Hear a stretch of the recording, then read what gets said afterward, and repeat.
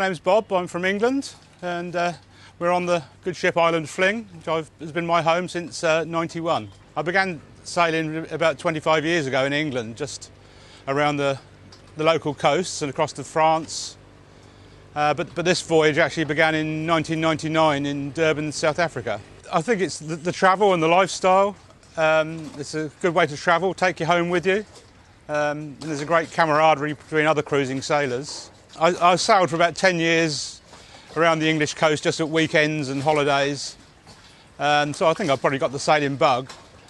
And then when I sold my business and retired, I decided to try and sort of sail all the way around the world. Well, I started off in South Africa, and for the first year I did a trip around the Indian Ocean to Madagascar and the Seychelles, Mauritius, and then went back to South Africa, down the coast of South Africa to Cape Town.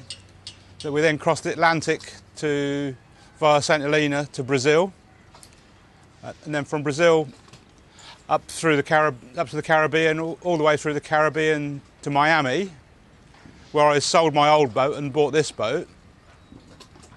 And then from Miami, it was down through Mexico and Guatemala to Panama, Central America, through the Panama Canal, and then across the island hopping across the Pacific, all the way across the Pacific to New Zealand,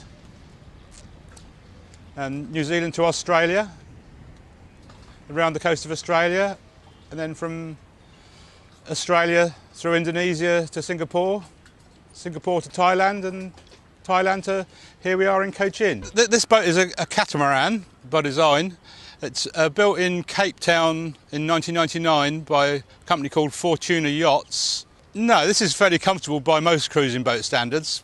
Being a catamaran, it has more room, more living accommodation, but certainly not luxury. I think the amount of luxury you get depends on your budget. As boats get bigger, they obviously get more luxurious, but then they get more difficult to handle. So every boat is a compromise in many ways. This boat was built in Cape Town in 1999, but it was 3 years old when I bought it in Miami, USA in 2002. And I've been living aboard it on and off ever since. There's always problems with any boat. We carry a full range of spares and can affect sort of most repairs, even if only temporarily, until we get to the proper port. The worst experience I had on it was when crossing from New Zealand going towards Tonga in the Pacific. We had some really bad weather and some equipment failure, and the mast came down and we got dismasted. And we had to sort of go back to New Zealand and spend a few months repairing the boat, which was a pretty traumatic, especially spending a winter in New Zealand and getting with the wet and cold. But normally the boat behaves very well. It's very comfortable to live in. It's like a small floating apartment, really, I suppose you'd call it. It's pretty well equipped. We've got most mod cons on board. TVs, stereos, microwave ovens. It says four cabins. 2 large doubles and 2 singles at the front, 2 heads or bathrooms, and it's very comfortable, really. Normally, we avoid the cyclone and the hurricane seasons, so normally we sail for probably 6 months a year, and then hold up somewhere while the hurricane season or the cyclone season takes place to avoid that. So we spent quite a bit of the time this year in Langkawi, Malaysia, and in Thailand, just sort of waiting out for the season, which has just begun, to sail across here and continue our voyage.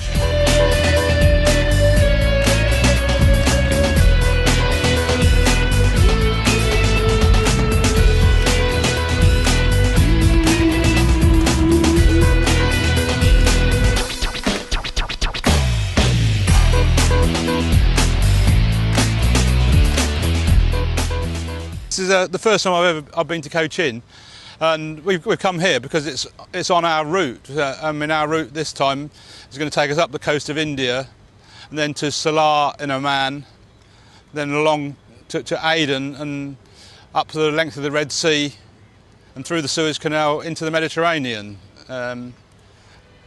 So it's quite a long voyage, this leg. normally travelling with my girlfriend, but she's visiting her family in Australia at the moment. She'll be back in a couple of weeks' time. It's purely for pleasure, really.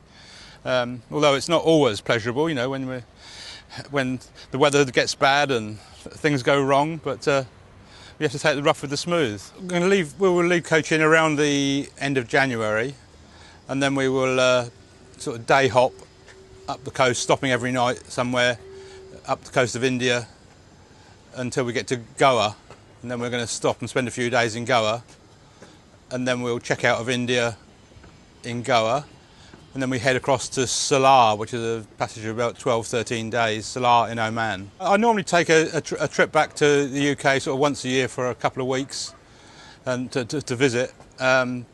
I also keep in touch with email. We have a basic email system on the boat which operates by radio called Sail Mail.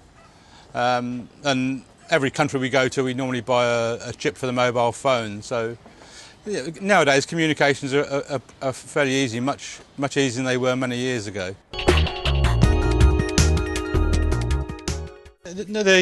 When entering countries, every country is difficult, is different. We have a book which gives us guidelines.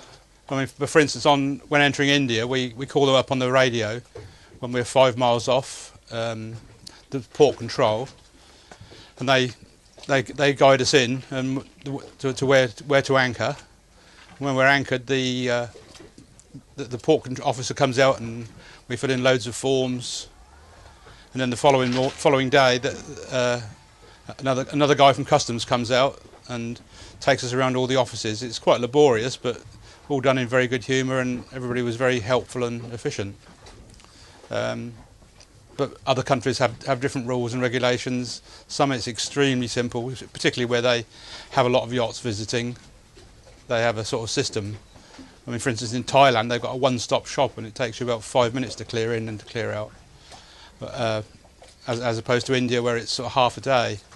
Well, it's very varied. You know, obviously we're very sort of conscious of the weather. You know, the weather makes a great deal of difference to us. You know, sometimes if we're out cruising, if it's nice weather, gentle winds, it's really pleasant. But obviously, if the weather turns inclement and the wind starts blowing hard, it can be very unpleasant and rough out there. But we have to take the rough with the smooth, because that's